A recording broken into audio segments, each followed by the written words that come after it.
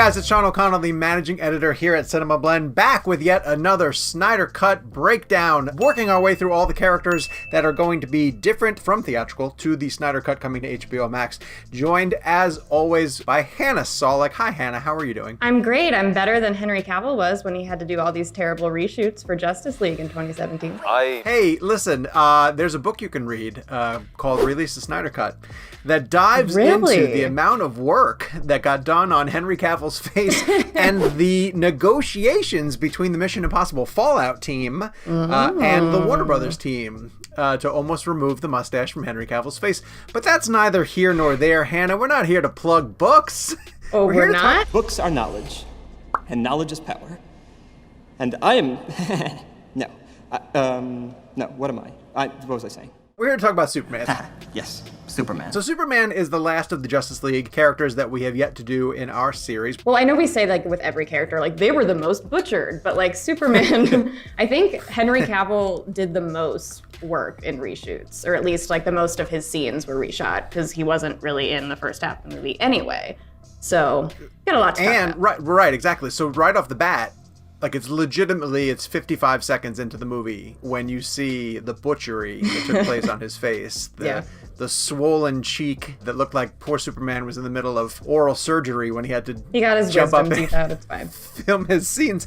But yeah, I mean, instead of, building off of him being deceased, Joss decided he was going to shoot a...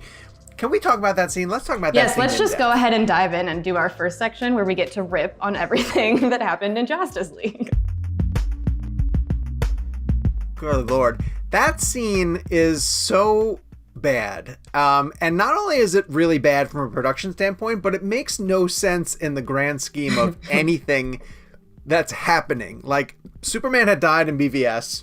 Mm-hmm. We start off Justice League with Superman being alive and being interviewed by two kids for their podcast, because that's what kids are doing nowadays, podcasting. And Superman says, okay, fine, I'm willing to do an interview with you kids. What would you like to ask me? Have you ever fought a hippo? Like, that's the question that he gets asked by these kids. Did you ever fight a hippo? First off, if that's your laugh line, you've failed. And then it ends with... What's the best thing about planet Earth? I was like, oh, all right, well, this is a chance for Henry, like, he's going to give this really great, eloquent speech about, how his adopted home world has really, he's taken to it kind of thing. And instead he cuts off, he doesn't get to answer. And I was like, well, all right, that'll pay off later on in the film. Like, it'll be relevant. And it just never pays off. So Hannah, what is the point of that scene? I don't know. And the thing that I hate about that scene is the whole... A man on you used to say that hope was like your car keys.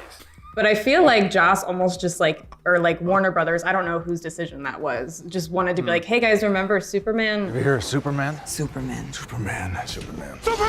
is dead. Right. It's like they had to remind the audience as if no one knew. I can hardly read the news anyway. You could go from that scene right into the montage of him being dead. What's the best thing about planet Earth?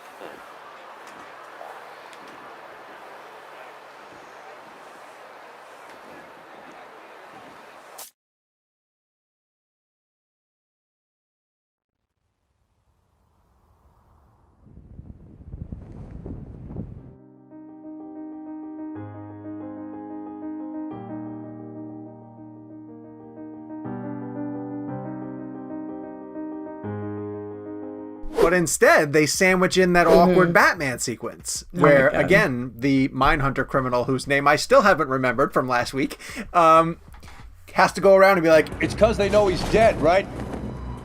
Superman. Yeah. Superman. Yeah, no, buddy, we get it. Totally. We're all on board with everything you're trying to do here. We've seen the other two movies multiple times before coming to this. Also, even if you haven't, you could gather through context clues of that entire opening montage. Yeah, exactly. Like, oh my God. So yeah, that's a weird first step. It's the first intro into all of the terrible dialogue that Henry Cavill was given in Justice League. Oh yeah, okay. All of these just overly cheesy. I believe in truth, but I'm also a big fan of justice. There is one cool moment in the final fight where Steppenwolf is swinging towards Superman, and he kind of in really slow motion just watches the fist go by. Yeah. I like representations of Superman's power on screen. And that is, to give credit where credit is due, that is a pretty cool way to show him. But the way that he's used in the final fight is really... There's a moment that tries to mirror a bit of what we saw in BVS, where in the middle of the Doomsday battle, when all hell is just breaking loose, Superman hears Lois, and she's underwater, and he breaks away from the battle and goes to rescue her. And something like that almost happens in this movie, too, where he hears the Russian family, or strangers, who are theoretically in danger, and he has to go race the Flash in order to rescue them. And again, it's handled so poorly. It's just... These are good examples of things that you want to see happen, but they're all handled so poorly in theatrical cut. And yes, Superman absolutely suffers the brunt of it, because I would assume everything that we're going to get to see in Zack's version is longer, more relevant to the rebirth of the character. And these 3 movies are legitimately supposed to be an arc for Superman. Like, everything that started in Man of Steel and funneled through BVS is supposed to come to a conclusion in Justice League. And we suspect that it's going to. Yeah, and just the potential for what we know Zack is capable of doing with this character versus what we saw in Justice League, I think is why what we saw in Justice League was so disappointing. It goes back to the Ultimate Edition of BVS also, where multiple scenes of Clark Kent and Superman were added back in, or at least motivation and backstory were given to those characters to show that these are parts of the reasons of why he doesn't trust Bruce Wayne, or why he's suspicious of the Batman kind of thing. And I think a lot of that stuff is going to get added back into Henry, because there's a huge chunk that I believe is going to get filled in by Zack Snyder, which is everything that happens from the time that Superman is resurrected till the time that he agrees to join the League. I think that there's a lot of stuff that is going to happen there, which would include a return to the scout ship in order to retrieve the black and silver suit. We did see a scene of him going to speak with Alfred, played by Jeremy Irons, which is going to be really important and fall into that realm as well too. The return to the Kent farm, significant. Yes. And in that moment, that's where I think we're going to see the Jonathan Kent scene yet again, because we recently asked Kevin Costner during the junket for his Let Him Go movie whether he's going to be back in the 3rd Snyder DC movie, and he basically gave a line of just like, I don't know, you don't want to be kissing and telling in life, and you don't want to know stuff, and you're like poking me a little bit. I'm not.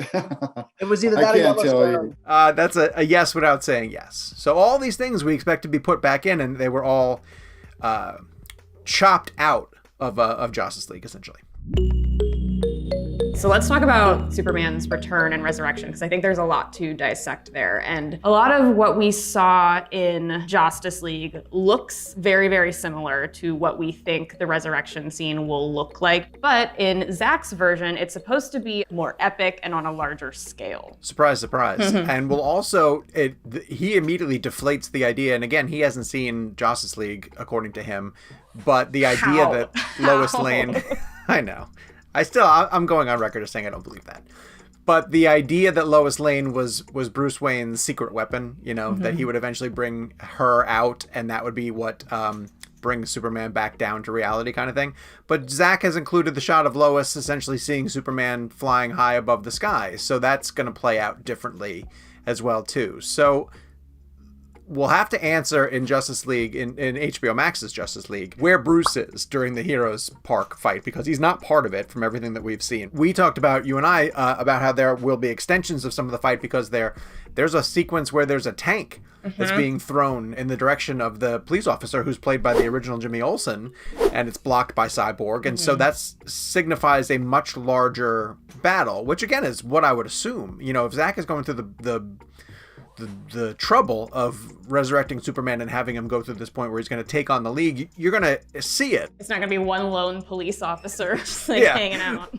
Or Cyborg awkwardly, trying to resist the programming of his software. Like, all that stuff is not going to play out. So let's talk about that, because I read something interesting that kind of alluded to the fact that the reason that Cyborg's suit reacts to Superman in that way is because he has seen in a nightmare sequence similar to Bruce Wayne that Superman is this threat. So there's actual motivation there, and it's not just some random, oh, my gear's acting up kind of moment. What are you doing? Victor! It's my armor's defense system. No. It's stronger since the interface. I can't control it. There could be some truth behind that, because there are a lot of scenes to play out with Cyborg that we haven't yet seen also. And in the most recent trailer that Zack reposted, he did include additional scenes of Ray Fisher's Cyborg. So there are multiple opportunities where Cyborg will get an opportunity to interact with the Mother Box and potentially be exposed to a lot of the knowledge that it would contain. And you're right, the fact that his origin story is tied closely to the Mother Box.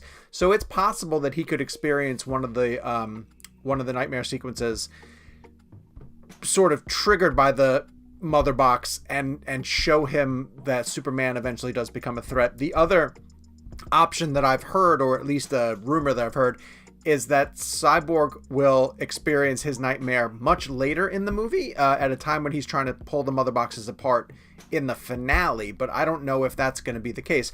The way that the sequences almost played out in the most recent trailer that Zack shared was, I kind of think the football sequences are going to be almost like flashbacks that Victor's having while he watches the kids play football.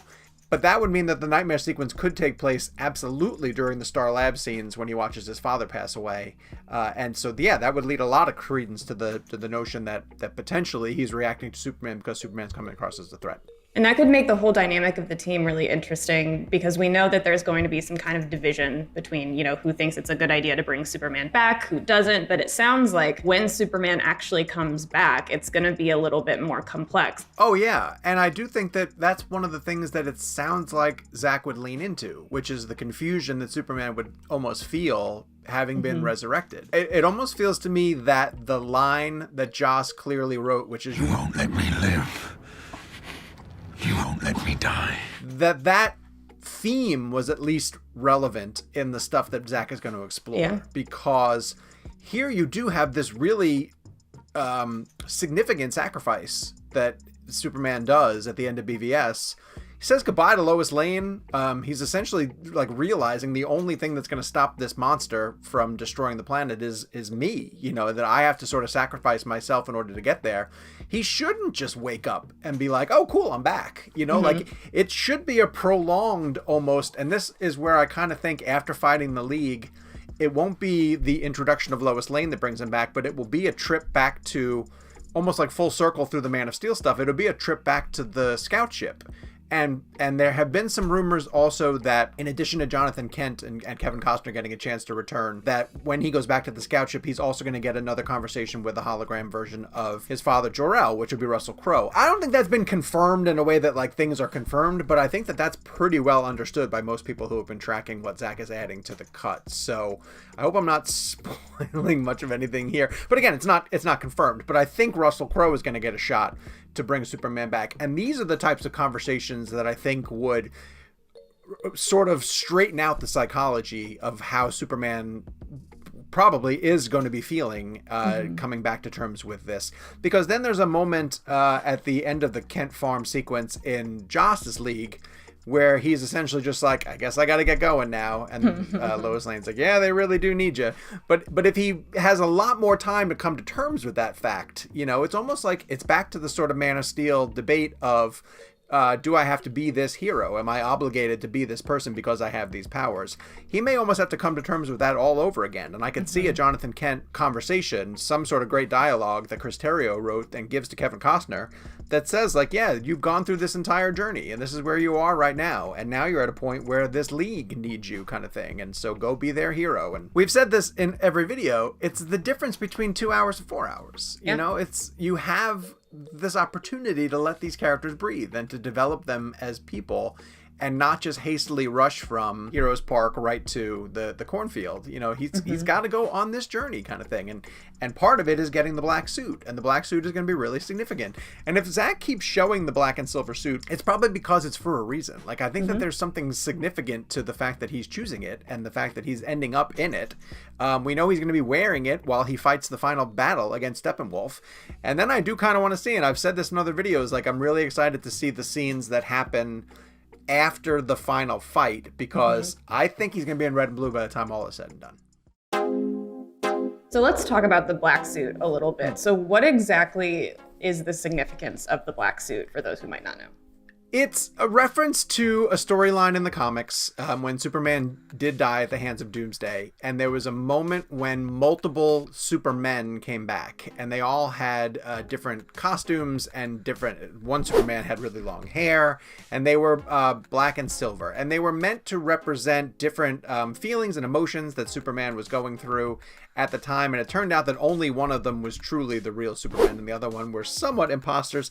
It's not the most concrete example, but it's very visually recognizable. It's absolutely something that's tied to his history. The blue and red, the traditional blue and red, is meant to stand for that sort of hope and optimism that people relate to Superman. And so when he's in the black and silver, it's supposed to represent a time where he is filled with uncertainty, trying to figure his way back from this extreme sacrifice. Wow, character depth. That sounds exciting. Can you imagine? Curious myself. Superman will be in the black and silver suit in the final battle. We've seen that shot in the trailer where he punches Steppenwolf, which is way better than the Steppenwolf punch that we saw in Justice League with Yes. the Batman reaction shot that's Sean's favorite. So what are your theories for what happens in the final battle? Do you have any related to Superman specifically? Yeah, no, that's a really good question. I do think that he'll get a more heroic opportunity to show up at a time when the League probably looks like they're overpowered. He shows up really quickly in Justice League, and it isn't at a time when, like, you can have a great hero moment, you know, where he shows up and this is the point where the League, it looks like they're about to lose the battle kind of thing, and that Superman shows up at the exact right time. I think that will happen again. But I think you're going to get a lot more the League versus Steppenwolf or the League versus Parademons. I think you're going to get a lot more of, like, somewhere in there, the Flash is going to have to sort of figure out how to use the Speed Force. But I don't know if that's and time travels. Yeah, so all of this stuff is going to be elongated. Now, anytime that Zack got to the point in the trailers where the Speed Force was relevant, and he was breaking down the trailer this past week, he was super hesitant to go into any details. And he really said, I wonder why. Yeah, I want you to see this in the movie.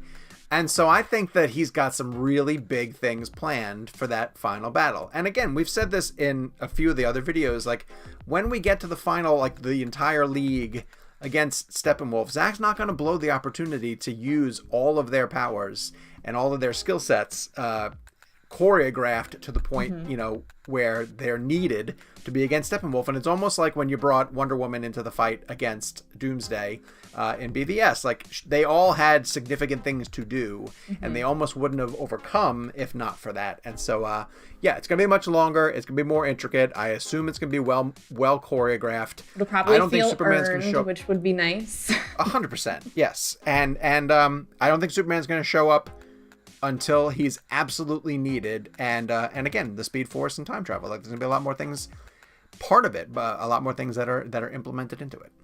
I want to really quickly go back to Superman's resurrection in Heroes Park really quick, because there's been a lot of comments in the Flash video of people yelling at us for a hot take that we had, perhaps. I think it was mainly me, so I'll take the blame for it. But the shot in Heroes Park where Flash goes by and Superman kind of looks at him, and then it cuts back to the Flash and he's got like this awkward look on his face. A lot of people really liked that, and I said that I did not like that, and I think you agreed with me. But I want to clarify, the reason that I don't like it is because it felt really, really cheesy in the moment, and that's why I didn't like it. So I think all of this, again, goes back to execution, and I think you're right. I think what Zack has planned for the Flash and the Speed Force and how Superman interacts with that is going to be really interesting. I just don't think it was in Justice League the way that we saw it.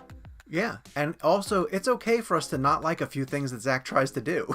He's going to have a 4-hour cut of the movie. I'm not going to want to, inject all of it directly into my veins. Like, if it's really cool, great. But if he maintains a look of Superman sort of giving Flash the side eye, and it comes across as clunky or cheesy, fine. Then it comes across as clunky and cheesy, but I'm sure the rest of it's going to be really cool. Yeah. Yeah, that I'm standing by you on that one. I think that it looks kind of wonky. Now, even something as silly as the fact that the way that that's lit, we know that the Heroes Park fight is bathed in light, and maybe it's going to look different the way that Zack approaches it, and maybe it just won't come across as so weird and Yeah. cheesy. Cheesy is the right way to put it. So if it plays differently in the moment, cool. Then I'm okay with, in a way that I sort of say that the punch and the dodge looks cool. And if Zack figures out a way to do it so that it looks really cool, then I'm on board. So we know that Zack Snyder's Justice League is going to kind of redeem Superman's arc a little bit. So where do you think we go from here?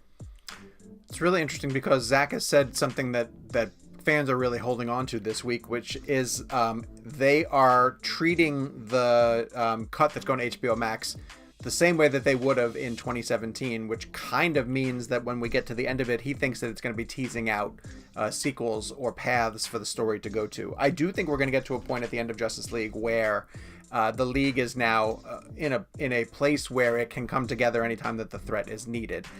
We've been putting a lot of emphasis on the fact that it sounds like Ben Affleck and Batman have the potential to live again on HBO Max.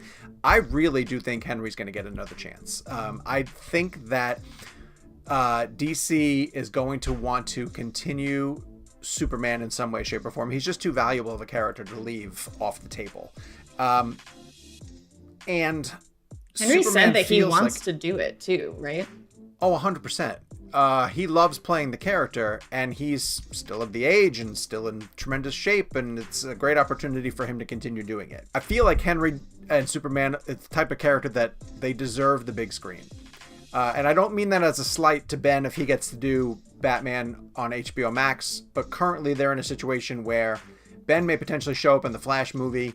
Robert Pattinson is playing Batman on the big screen, and maybe Ben just needs a little bit of freedom on HBO Max to do a harder, edgier Batman, and that would fit on the cable stream. But Superman, in particular, if you're going to do a Superman story, I really do think it should be a movie, and I think it should be on the big screen.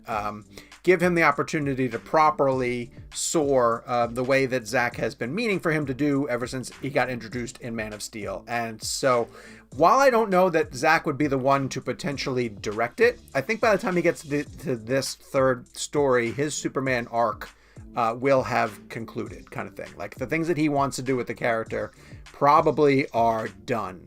I was going to say that final shot in the montage, which we know is Zack's, that seems like the end of something to me. Totally agree. And with all due respect to Zack, like, I think it's okay to take Superman now and hand them over to another filmmaker. I would love to see where someone else goes with the character and plays around with Henry. And DC has almost got to the point, too, where things don't have to be in canon. They don't have to all be connected, you know? Like, Wonder Woman's almost branched out in a different direction. Aquaman with Jason Momoa has gone in a different direction. We have a different Batman. The Flash could reset everything with its spin on Flashpoint. You could have Henry being able to play Superman in a wildly different film that doesn't have to go in any sort of way. Or he could get brought into that Shazam Black Adam subset of the universe as well, too, and that could be a way to use Henry. So I don't think his days as Superman are done. I don't necessarily know if Zack is going to continue to do it, but some people have also been theorizing that if a little bit of time passes, if the Snyder Cut does really well on HBO Max, if they do decide that, yes, we're going to put another Justice League movie together because we have all these characters now, that Zack will be the one who comes back together to sort of do a second Justice League film in the way that Joss Whedon did Avengers and then sort of disappeared and then came back for Age of Ultron. Not to take on the name of Joss, but over on Marvel, it worked. Sorry, DC fans. The stuff he did over there seemed to play out okay. I could see Zack being that guy who maybe comes back over and does some stuff for a second Justice League. But all of this is just speculation. We got to see where it all goes from here. Guess I'll just have to trust you. Those are all the ways that we expect Superman to be different when HBO Max rolls around.